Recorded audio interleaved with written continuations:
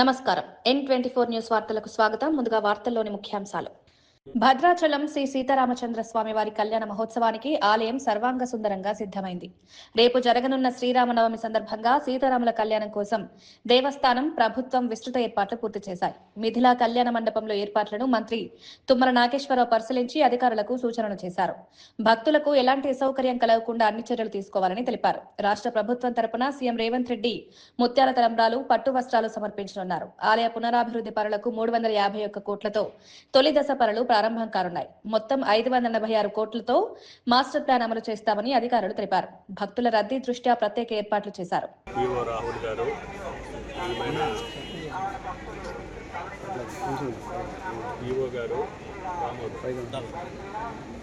మిత్రులందరికీ, పత్రికా విలేకరులకి హృదయపూర్వక నమస్కారం. సంతోషం. ఈరోజు భద్రాద్రి రాముడికి గౌరవ ముఖ్యమంత్రి శ్రీ రేవంత్ రెడ్డి గారు గత శ్రీరామనవమికి వచ్చినప్పుడు భద్రాచలాన్ని యొక్క ఆలయ అభివృద్ధికి సంబంధించి చిరకాల కోరిక, ఈ ప్రాంత ప్రజల యొక్క ఆకాంక్ష, ఆనాడు భక్త రామదాసు నిర్మితమైనటువంటి ఈ రామాలయం దక్షిణ అయోధ్యగా పేరుగాంచి శ్రీరామనవమి అంటేనే భద్రాచలం. భారతదేశంలో అయోధ్యలో జరిగిన, ఇంకెక్కడ జరిగినా భారతదేశంలో శ్రీరామనవమి అంటే భద్రాచలానికి ఉన్న ప్రాశస్త్యం, దాని యొక్క ప్రాముఖ్యత, శ్రీరామచంద్రుడు, సీతమ్మ వారు, లక్ష్మణ వారు సహా ఈ ప్రాంతంలో నడయాడినటువంటి ప్రాంతం, పుణ్యభూమి. ముఖ్యంగా ఆనాడు గిరిజనులకు ఆరాధ్య దైవంగా, ఈనాడు సకల ప్రజలకి ఈనాడు శ్రీరామచంద్రుడి యొక్క ఈ ఆలయాన్ని అభివృద్ధి చేయాలని చెప్పి చాలా కాలంగా పూజ్యులు ఎన్టీ రామారావు గారు ఉన్నప్పుడు ఈ ఈశాన్యం బ్లాక్ ఉండేది కాదు. ఆ రోజుల్లో ఆయన గారు పట్టాభిషేకానికి శ్రీరామనవమికి వచ్చి దేవాలయ అభివృద్ధిని, ఈశాన్య ప్రాంతాన్ని పెంచి ఆలయాభివృద్ధితో పాటు మిథిలా స్టేడియాన్ని కూడా పూజ్యులు ఎన్టీ రామారావు గారు నిర్మాణం చేశారు. దాని తర్వాత మళ్ళీ అవకాశం వచ్చినప్పుడు ప్రతి వర్షాకాలంలో కూడా, వర్షాలు వచ్చినటువంటి జూలై, ఆగస్టు మాసాల్లో ఎప్పుడూ రామాలయం తప్ప ఈ ప్రాంతాలన్నీ కూడా జలమైపోతుంది. అటువంటి పరిస్థితి భద్రాచలానికి ఉండకూడదని చెప్పి ఆ రోజుల్లో గోదావరికి కరకట్ట నిర్మాణం చేశాం. దాని తర్వాత కార్యక్రమాలు జరుగుతున్నాయి. కానీ ఇప్పుడు ఈ ఆలయం ములుగు జిల్లాలో ఇంధన, ఎల్పీజీ గ్యాస్ కొరత లేదని జిల్లా కలెక్టర్ దివాకర్ టీఎస్ స్పష్టం చేశారు. జిల్లాలో సరిపడా నిల్వలున్నాయని, ప్రజలు ఆందోళన చెందాల్సిన అవసరం లేదన్నారు. పెట్రోల్, డీజిల్, గ్యాస్ సరఫరా నిరంతరాయంగా కొనసాగుతుందని తెలిపారు. పెట్రోల్ బంకులు, గ్యాస్ ఏజెన్సీల వద్ద తగిన స్టాక్ అందుబాటులో ఉందన్నారు. ముందస్తు బుకింగ్స్ కూడా పూర్తి చేసినట్లు వెల్లడించారు. సరఫరాలో ఎలాంటి అంతరాయం రాకుండా అధికారులతో సమన్వయం చేస్తున్నామన్నారు. సోషల్ మీడియాలో వస్తున్న పుకార్లను నమ్మొద్దని సూచించారు. అక్రమ నిల్వలు, కృత్రిమ కొరత సృష్టించే వారిపై కఠిన చర్యలు తీసుకుంటామని హెచ్చరించారు. ఈ షార్టేజ్ అనేది లేదు. ఆ డీలర్స్ దగ్గర మనము కంటిన్యూస్ సప్లై వచ్చేలాగా మన తరపు నుంచి, బంక్స్ తరపు నుంచి, రిటైల్ యూనిట్స్ తరపు నుంచి అండ్ జిల్లా స్థాయిలో సివిల్ సప్లైస్ కమిషనర్ గారు కూడా దీని మీద చాలా యాక్టివ్గా మనకి పనిచేయడం జరుగుతుంది. కాబట్టి ఎవరు ఆందోళన చెందాల్సిన అవసరం లేదు, ఎవరు అపోహపడాల్సిన అవసరం లేదు. అక్కడ ఇక్కడ వచ్చే వార్తలని ఖచ్చితంగా నమ్మవద్దు. ప్యానిక్గా మీరు బై చేయడము, హోర్డింగ్ చేయడము అట్లాంటి మీరు చేయవద్దు.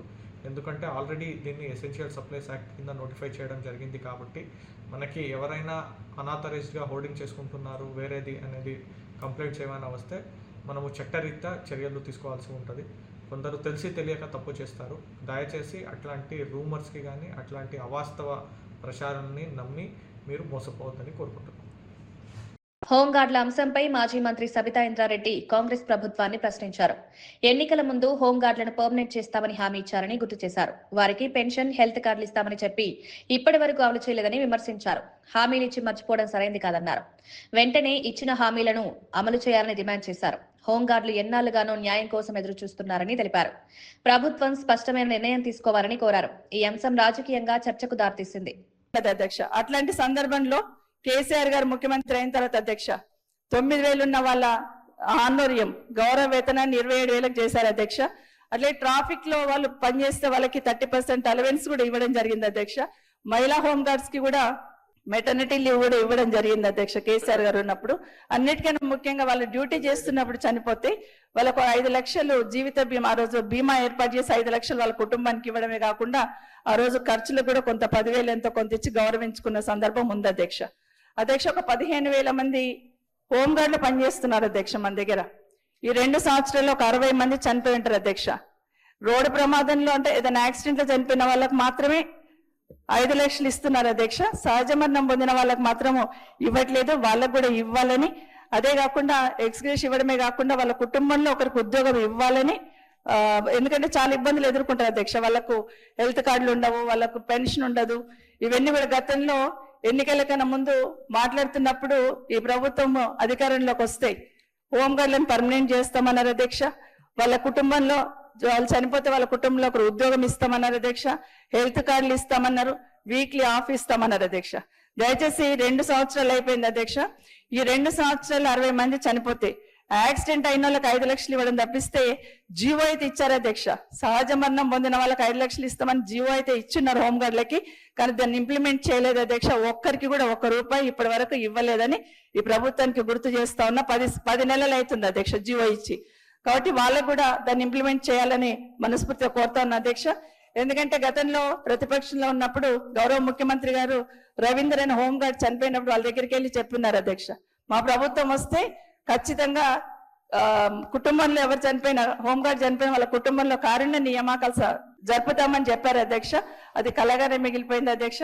ఇవన్నీ కూడా ఎన్నికల కన్నా ముందు హోంగార్డ్స్ కి ఏదైతే మాట ఇచ్చున్నారో వాటన్నిటిని కూడా అమలు చేయాలని, ఈ ప్రమోషన్స్ విషయంలో పోలీస్ డిపార్ట్మెంట్ లో ఉన్న ప్రమోషన్స్ విషయంలో ఏదైతే గందరగోళం ఉందో దాన్ని కూడా ప్రత్యేకమైన శ్రద్ధ పెట్టి రివ్యూ చేసి కావాలంటే సూపర్ మెమరీ పోస్టులు క్రియేట్ చేసి ఈ సీనియారిటీలో ఇబ్బంది లేకుండా చూడాలని మరొకసారి ప్రభుత్వాన్ని కోరుతున్నాను అధ్యక్ష. బీసీల సంక్షేమంపై కాంగ్రెస్ ప్రభుత్వం హామీలు నిలబెట్టుకోలేదని మాజీ మంత్రి తలసాని శ్రీనివాస్ యాదవ్ విమర్శించారు. ప్రతి బడ్జెట్ లో 20,000 కోట్లు కేటాయిస్తామని చెప్పి మోసం చేశారని ఆరోపించారు. కామారెడ్డి డిక్లరేషన్ పేరుతో బీసీలను తప్పుదారి పట్టించారన్నారు. మొదటి ఏడాది 800 కోట్లు ఖర్చు చేస్తామని చెప్పి అమలు చేయలేదని తెలిపారు. రెండో ఏడాది భారీ నిధులు కేటాయించినప్పటికీ ఖర్చు తక్కువగా ఉందని విమర్శించారు. బీసీలు ఈ విషయాలను గమనిస్తున్నారని చెప్పారు. రాబోయే ఎన్నికల్లో కాంగ్రెస్ కు గుణపాఠం చెప్తారని హెచ్చరించారు. బీసీలకు ద్రోహి అంటే అది కాంగ్రెస్ ప్రభుత్వమే. ఆ రోజు బీసీ సబ్ ప్లాన్ పెడతామని చెప్పి, అదే విధంగా సంవత్సరానికి 20,000 కోట్ల రూపాయలు ఇస్తామని చెప్పినటువంటి ప్రభుత్వం వీరి ఒక మోసపూరితమైనటువంటి హామీ 42% రిజర్వేషన్లు ఇస్తామని అదొక డ్రామా నడిపించారు. అదే విధంగా ప్రతి సంవత్సరం 20,000 కోట్ల రూపాయలు ఇస్తామని చెప్పి మొదటి సంవత్సరం 9,000 కోట్లు ఆల్రెడీ అంకల గారడి అని చెప్పి ఫైనాన్స్ మినిస్టర్ గారు చెప్తా ఉంటారు. మాది అంకల గారడి కాదు, వాస్తవికంగా ఇచ్చేటువంటి బడ్జెట్ అని చెప్పి. కానీ మొదటి సంవత్సరం వాళ్ళు ఖర్చు పెట్టింది మరి 800 కోట్ల రూపాయలు. అదేవిధంగా రెండో సంవత్సరం 11,000 కోట్ల రూపాయలు కేటాయింపులు చేసి అందులో ఖర్చు పెట్టింది కూడా 3,000 కోట్ల రూపాయలే. మరి ఈ విధమైనటువంటి మోసాలు చేయడమే కాకుండా మా వాళ్లకు కాంట్రాక్ట్లు ఇస్తామని చెప్పారు, అది ఒక మోసం. బీసీలని స్వాతంత్రం వచ్చినప్పటి నుంచి మోసం చేసినటువంటి కాంగ్రెస్ ప్రభుత్వానికి బుద్ధి చెప్పే రోజులు ఆసన్నమైనాయని చెప్పి నేను ఈ సందర్భంగా తెలియజేస్తా ఉన్నాను. ఈ రోజు సమాజంలో 50% పైన ఉన్నటువంటి బీసీలకు మరి ఆ రోజు డెడికేషన్ కమిషన్ అని, జీవోలని, ఆర్డినెన్స్లని మరి కేంద్రంలో అక్కడ ఢిల్లీలో వెళ్లి జంతర్ మంతర్ దగ్గర ఒక సర్కస్ నడిపించినటువంటి కాంగ్రెస్ మరి ఈ రోజు రాష్ట్ర వ్యాప్తంగా ఉన్నటువంటి బీసీలు మరి రోడ్ల మీదకి వచ్చేటువంటి రోజులు ఆసన్నమైనాయి అని చెప్పి నేను ఈ సందర్భంగా తెలియజేస్తూ, తప్పకుండా రాబో రోజుల్లో ఈ కాంగ్రెస్ ప్రభుత్వాన్ని బీసీలే బొంద పెడతారని చెప్పి నేను ఈ సందర్భంగా తెలియజేస్తా ఉన్నాను. మీకు హామీలు ఇవ్వమని చెప్పిండి ఎవడు, మమ్మల్ని మోసం చేసి ఓట్లు వేయించుకొని ఈ రోజు మరి అనేకమైనటువంటి సందర్భాలలో మరి మమ్మల్ని కించపరిచే విధంగా మొన్న లోకల్ బాడీ ఎలక్షన్ లో జనరల్ స్థానాలలో కూడా బీసీలు గెలిచినటువంటిది అది దేనికి సంకేతం ఒకసారి గుర్తుంచుకోవాల్సినటువంటి అవసరం ఉంది. కాబట్టి ఆ రోజు కేసీఆర్ గారి ప్రభుత్వంలో మరి అనేకమైనటువంటి కార్యక్రమాలు, మాకు గురుకుల పాఠశాలలు 19 ఉంటే 327 చేశారు. ఆ తర్వాత ఇంజనీరింగ్ కాలేజీలు కావచ్చు, ఇంజనీరింగ్ కాలేజీలతో పాటు జూనియర్ కాలేజీలు, డిగ్రీ కాలేజీలు, మెడికల్ కాలేజీలు 119 ఉంటే గతంలో 17 ఉంటే 119 చేయడం జరిగింది. మరి రెండో సంవత్సరం దాన్ని డబల్ చేసి 238 చేసినటువంటి ఘనత. అదే విధంగా విదేశీ విద్య విషయంలో కూడా గాంధీ భవన్ లో ఫిషరీస్ చైర్మన్ మెట్టు సాయి నిర్వహించిన మీడియా సమావేశంలో ఘాటు వ్యాఖ్యలు చేశారు. మాజీ ప్రధాని ఇందిరాగాంధీపై అనుచిత వ్యాఖ్యలు చేసిన బీజేపీ ఎమ్మెల్యే రాకేష్ రెడ్డిపై తీవ్రంగా మండిపడ్డారు. నోరు అదుపులో పెట్టుకోకపోతే నాలుక కోస్తామని హెచ్చరించారు. ఆర్మూరు ప్రాంతంలో తిరగనివ్వబోమని కూడా వ్యాఖ్యానించారు. ఇటువంటి వ్యాఖ్యలు రాజకీయాల్లో అనవసర ఉద్రిక్తతలు పెంచుతున్నాయన్నారు. కాంగ్రెస్ సీనియర్ నేత జీవన్ రెడ్డిపై స్పందిస్తూ పార్టీ ఆయనకు ఎన్నో అవకాశాలు ఇచ్చిందని పేర్కొన్నారు. ఇప్పుడు పార్టీపై విమర్శలు చేయడం సరికాదని అన్నారు. బీజేపీ ఎమ్మెల్యేలకు ఏ విధంగా మాట్లాడాలి, ఎవరిని గౌరవించాలి అనేది ఆ బీజేపీ నాయకుల ముందు బీజేపీ ఆఫీసుకి వెళ్ళి ట్రైనింగ్ క్లాస్ తీసుకుంటే బాగుంటుంది. ఈ రాకేష్ రెడ్డి వాడిని ఎవరో గుర్తుపడ్డారు అసెంబ్లీలో. వన్ టైం వండర్ లీడర్ వాడు. కనీసం మర్యాద లేకుండా మాట్లాడుతున్నాడు. ఎవరువా నీకు నేర్పించింది రాజకీయం? ఈయనంట హోంమంత్రి అవుతారంట. ఓంగా కూడా కాలేవు నువ్వు. మనిషిగానే అసలు కౌంటాలు నిలిచి ఉంటాయి.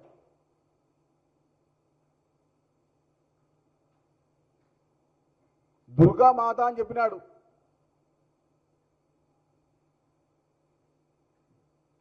ఇందిరాగాంధీ గారు దుర్గామాత రూపంలో కనపడుతున్నారు, దుర్గాదేవి గారి రూపంలో కనపడుతున్నారు. అలాంటి శక్తి ఆమె రూపంలో కనపడుతుంది అని వాజ్పేయి గారు పార్లమెంట్ సాక్షిగా మాట్లాడిన విషయాలు మర్చిపోతే ఎట్లా?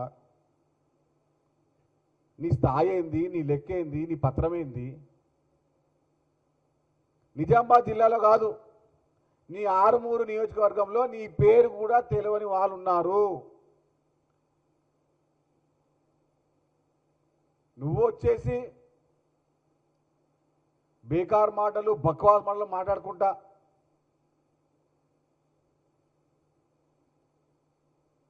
ఆ శక్తి గురించి మాట్లాడే స్థాయి నీకు ఎక్కడిది? ఇంకా మూతవారి మాటలు మాట్లాడుతూ ఉన్నాడు.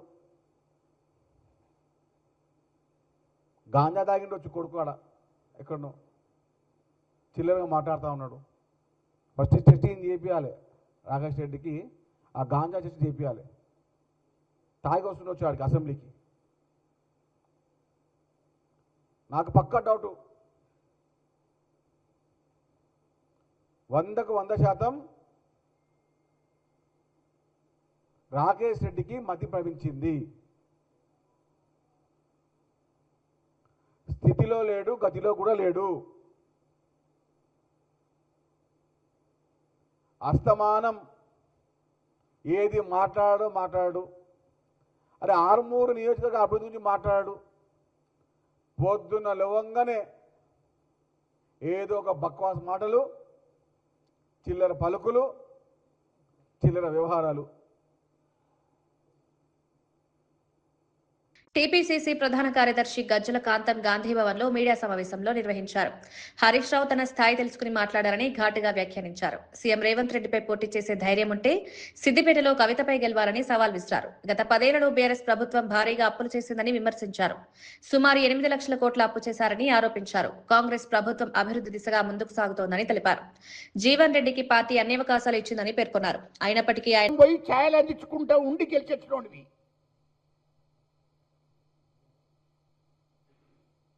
తెలంగాణ సెంటిమెంట్ అడ్డు పెట్టుకొని ఎస్టీలను బీసీలను మోసం చేసి నీ మామను అడ్డు పెట్టుకొని గెలిచొచ్చినోడివి. ఊరు సీఎం ఉండరా పోటీ చేస్తాం. సీఎం నువ్వు సీఎం నీ మీద పోటీ చేయవలసిన అవసరం లేదు. నువ్వు ఆ స్థాయికి దగ్గర మనిషివి కూడా కాదు. నీ స్థాయి ఏంటి? నీ స్థాయి ఏంది? నీ స్థాయికి తగ్గ మనుషులను అక్కడ పెడుతున్నాము.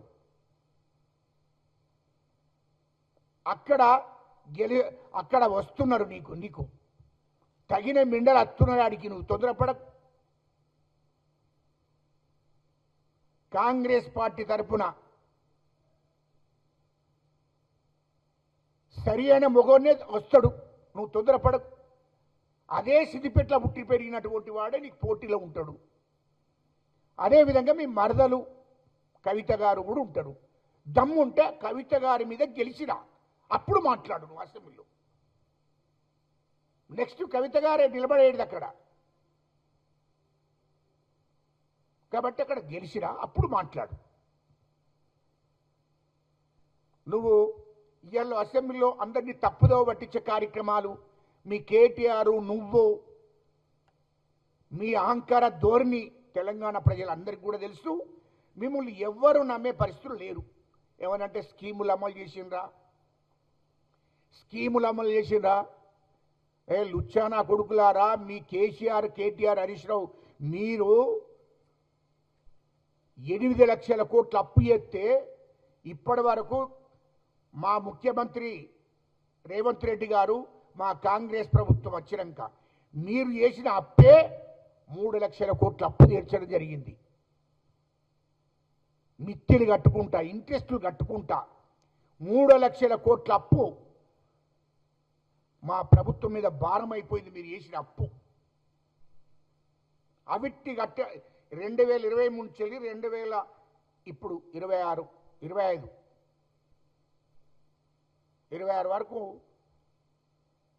మొత్తము 3 లక్షల కోట్ల అప్పు కట్టవలసి వచ్చింది. మీరు కాంట్రాక్టులకు పైసలు ఇవ్వలేదు, వాళ్ళతోని పనులు చేయించుకున్నారు. గ్రామ సర్పంచులకు ఇవ్వలేదు, అవిటిని మేమే కట్టవలసి వచ్చింది. కాంట్రాక్టులకు మీరు రూపాయి ఇవ్వలేదు, మేమే ఇవ్వవలసి వచ్చింది. వాళ్ళు ప్రభుత్వ పనులు చేసిన వాళ్ళు, ప్రభుత్వం ఇచ్చినటువంటి కాంట్రాక్టు పనులు చేసిన వాళ్ళు, వాళ్ళకు బిల్లులు చెల్లించలే మీరు మీ ప్రభుత్వంలో, 10 ఏళ్ల ప్రభుత్వంలో. అటువంటిది మా కాంగ్రెస్ ప్రభుత్వం వచ్చినాక మా ముఖ్యమంత్రి రేవంత్ రెడ్డి గారు ఆ అప్పులన్నీ మీరు ఇచ్చేటువంటి ఆ మొత్తం అప్పులు చేసిపోయారు. కాంట్రాక్టులకు బిల్లు ఇవ్వలేదు మీరు, ఆ బిల్లుని మేము ఇస్తున్నాం, మా కాంగ్రెస్ ప్రభుత్వం ఇస్తుంది. గ్రామ సర్పంచులకు మీరు బిల్లు ఇవ్వలేదు, అది మా ప్రభుత్వం ఇస్తుంది. మీరు చేసిన అప్పులు మా ప్రభుత్వం గడుతున్నది, అవి కట్టే వరకే తలపనం తోకలకొస్తుంది. 3 లక్షల కోట్లు మీరు చేసిన అప్పుడు కట్టడం జరిగింది. అది గుర్తుపెట్టుకో హరీష్ రావు. మీరు మరీ స్కీములు అమలు చేస్తున్నారా? మీరు ఎన్ని హామీ ఇచ్చింది, ఎంతమందిని మోసం చేసినా? డబుల్ బెడ్రూమ్లు ఇచ్చారా? మీరు డబుల్ బెడ్రూమ్లు ఇచ్చారా తెలంగాణ రాష్ట్రంలో 10 ఏళ్లలో? సిద్దిపేట కాంగ్రెస్ ఇన్ఛార్జ్ పూజల హరికృష్ణ గాంధీ భవన్ లో మీడియా సమావేశం నిర్వహించారు. హరీష్ రావు తన స్థాయి తెలుసుకోవాలని సూచించారు. సీఎం రేవంత్ రెడ్డిపై పోటీ చేస్తానంటున్న వ్యాఖ్యలపై స్పందించారు. గత 10 ఏళ్లలో సిద్దిపేటకు ఒక్క ఫ్యాక్టరీ కూడా ఎందుకు రాలేదని ప్రశ్నించారు. రైతు రుణమాఫీపై రాజీనామా చేస్తానన్న హరీష్ ఎందుకు వెనక్కి తగ్గారని నిలదీశారు. కాంగ్రెస్ ప్రభుత్వం వచ్చిన తర్వాతే అభివృద్ధి ప్రారంభమైందని తెలిపారు. ఆయిల్ ఫామ్ ఫ్యాక్టరీ ఏర్పాటు కూడా అదే భాగమన్నారు. సిద్దిపేట అభివృద్ధికి నిధులు కేటాయించామని పేర్కొన్నారు. వేల సంఖ్యలో ఏదో పనికి వస్తూ ఉంటారు, కానీ సికింద్రాబాద్ నుంచి షామీర్పేట్ వరకు ఎంత ట్రాఫిక్ ఇబ్బందులు గురవుతున్నా కూడా నేను ఎందుకు ఈ మాట అంటున్నా అంటే, నిత్యం నీ మామాపుడు గతంలో ముఖ్యమంత్రిగా ఉన్నప్పుడు ఇదే సెక్రటరియట్ నుంచి మా జిల్లాలో ఉన్న ఫామ్ హౌస్కు అదే ద్వారం కూడా నువ్వు పోతూ ఉంటావు, అదే రోడ్లో పోయినావు. ట్రాఫిక్ సమస్యలు చూసినావు, అన్ని సమస్యలు చూసినావు. నువ్వు కూడా నిత్యం అక్కడి నుంచే పోతూ ఉంటావు. మరి ఎందుకు నువ్వు అభివృద్ధి గురించి నోచుకోలేదని అడుగుతా ఉన్నా. కానీ మా ముఖ్యమంత్రి రేవంత్ రెడ్డి గారు వచ్చిన తర్వాత సికింద్రాబాద్ నుంచి షామీర్పేట్ వరకు ఫ్లైఓవర్ నిర్మాణం గురించి దాదాపు 2200 కోట్లు రిలీజ్ చేసి అలా పనులు ప్రారంభించి ఈరోజు సిద్దిపేట ప్రజలకు కానీ అందరికి ఉపయోగపడే విధంగా ఈ ప్రాజెక్టును తెచ్చిన ఘనత మా ముఖ్యమంత్రి రేవంత్ రెడ్డి గారని నేను తెలియజేస్తా ఉన్నా. ఇంకా విషయం చెప్తా, 40 సంవత్సరాలు మీరు ఫ్యాక్టరీలు దేక ఇబ్బందులు పెడతా ఉన్నారు కదా. ఈరోజు రైతు రుణమాఫీ గురించి వద్దాం. మీరు ఎట్లాగో రైతు రుణమాఫీ చేస్తా అని చెప్పి మా కాంగ్రెస్ ప్రభుత్వం రేవంత్ రెడ్డి గారు మాట మీద నిలబెడితే మీరు రాజీనామా చేయకుండా ఏ విధంగా అయితే పారిపోయారో అదేవిధంగా ఈరోజు రైతన్నలు మిమ్మల్ని ఎక్కడిదక్కడ నిలదీస్తూ ఉన్నారు. గత సిద్దిపేటలో యాసంగి పంటకు వడగళ్ళ వాన పడితే నువ్వు నీ బృందాన్ని వేసుకుపోయి భజన మండలిని వేసుకుపోయి మా సిద్దిపేట అర్బన్ మండల్ కానీ నంగనూరు మండల్ కానీ రూరల్ మండల్ కానీ నారాయణపేట మండల్ కానీ చిన్నకోడూరు మండల్ కానీ అన్ని మండలాల్లో పోయి రైతన్నల దగ్గర ఫోటోలు దిగి వచ్చినావు. కానీ అప్పుడు ఉన్నది ఎవరు ప్రభుత్వం? మీ ప్రభుత్వమే. మరి రైతంగా పంటలు నష్టపోతే నువ్వు ఎకరానికి 9,000 రూపాయలు కట్టిస్తాను మాట ఇచ్చి వచ్చినావు కదా, మరి మాట తప్పినటువంటి నీచమైన చరిత్ర నీది కాదా అని అడుగుతా ఉన్నా. కానీ మా ముఖ్యమంత్రి గారు వచ్చినాక సిద్దిపేట జిల్లాలో అత్యధికంగా రాష్ట్రంలోనే సిద్దిపేట జిల్లాలో రైతు రుణమాఫీ చేసి 97% వరకు సిద్దిపేట జిల్లాల రైతాంగానికి రైతు రుణమాఫీ జరిగిందని తెలియజేస్తా ఉన్నా. ఈ విధంగా ముఖ్యమంత్రి గారు సిద్దిపేట ప్రజలను నేను ఆ పార్టీ ఈ పార్టీ అని చూడకుండా మొన్న కూడా చెప్పారు మా సిద్దిపేటకు వచ్చినప్పుడు రేవంత్ రెడ్డి గారు, నేను పేద ప్రజల గురించి ఆలోచించే వ్యక్తిని, ఇక్కడ స్థానిక ఎమ్మెల్యే ఏ పార్టీ అని ఆలోచించకుండా పేద ప్రజలే అభివృద్ధి లక్ష్యం, పేద ప్రజల గురించి నేను నిరంతరం కృషి చేసే విధంగా ఈ ప్రభుత్వం ఉంటుందని చెప్పి సిద్దిపేట కూడా పేద ప్రజలకు అప్పుడు ఏం చెప్పారు మాయమాటలు. కేసీఆర్ సిద్దిపేటలో ప్రాతినిధ్యం వహిస్తున్నటువంటి కేసీఆర్ హరీష్ రావు కానీ మామొస్తేడు ఉండాలి, అల్లుడొస్తేడు ఉండాలి, బిడ్డొస్తేడు ఉండాలని చెప్పినావు. డబుల్ బెడ్రూమ్లు కట్టిస్తున్నా రాష్ట్ర వ్యాప్తంగా అని చెప్పినావు. మరి నీ సొంత నియోజకవర్గం సిద్దిపేటలో ఎన్ని డబుల్ బెడ్రూమ్లు కట్టినావు చూపిద్దుపా. ఇప్పుడు ఈ విలేకరుల సమావేశంలో అడుగుతా ఉన్నా, ఎక్కడ కూడా డబుల్ బెడ్రూమ్లు కట్టకుండా ఆ బైపాస్కు తడవ పెడో ఒక